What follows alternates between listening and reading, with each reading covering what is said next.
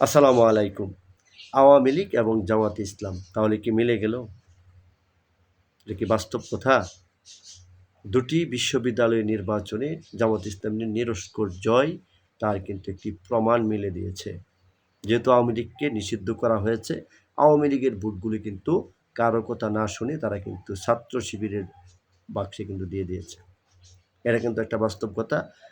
ঢাকা বিশ্ববিদ্যালয়ের যে জয়ের একটা বিশাল জয়, সেই জয় এবং জাহাঙ্গীরনগর বিশ্ববিদ্যালয়ের বহু নাটকীয়তার পরের যে জয়, সেই জয়ে কিন্তু তারা বৃষ্টিপথে ছাত্র শিবিরের জয়, সেটা কিন্তু আসলে ভাবা যায়?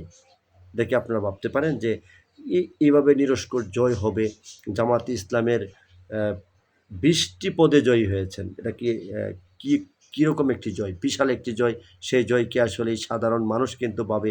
অনেকে বলতে পারেন যে জাতীয় নির্বাচনে এবং সেই ছাত্র সংসদের নির্বাচনের সাথে কী তুলনা হতে পারে?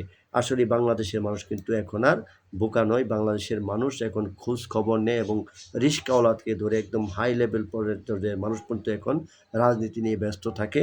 তারা কিন্তু খোঁজ খবর নেয় যে আসলে কোন রাজনীতিতে কোন জায়গায় কী ঘটছে, সেটা কিন্তু খোঁজ খবর নেই। আপনারা যদি মনে করেন যে জাতীয় নির্বাচনে সেই প্রভাব পড়বে না, 100% সেই প্রভাব জাতীয় নির্বাচনে অলরেডি পড়া শুরু করছে। যদি ফেব্রুয়ারি মাসে নির্বাচন হয়, সেই নির্বাচনে আপনারা সেই ফলাফল পাবেন যে আসলে যে আওয়ামী লীগ তাদের নৌকা প্রতীকে নির্বাচন না করতে পারে, সেই ফলাফল কিন্তু এই জাহাঙ্গীরনগর বিশ্ববিদ্যালয় এবং ঢাকা বিশ্ববিদ্যালয়ের ফলাফলের মতোই কিন্তু বড় ধরনের ফলাফল পাবে জামাতে ইসলাম।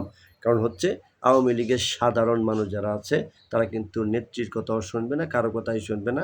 তারা কিন্তু দাঁড়িপাল্লায় ভোট মেরে দিবে। কিছু ভোট হয়তো যারা একেবারে কট্টরপন্থী আওয়ামী লীগ, তারা এই ভোটটা দিবে না কোথাও। কিন্তু বাকি ভোটটা জামাতে ইসলামের বক্সে কিন্তু প্রতীকে মারবে।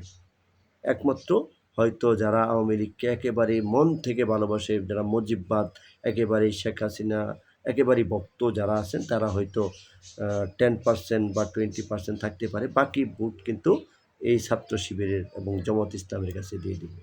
মনে রাখবেন এবং জাতীয় নির্বাচনে একটা মিরাক্কেল ঘটতে পারে, সেই সম্ভাবনা কিন্তু রয়েছে। ভালো থাকেন। আপনারা অবশ্যই আগামী নিউজটি দেখার জন্য অপেক্ষায় থাকবেন।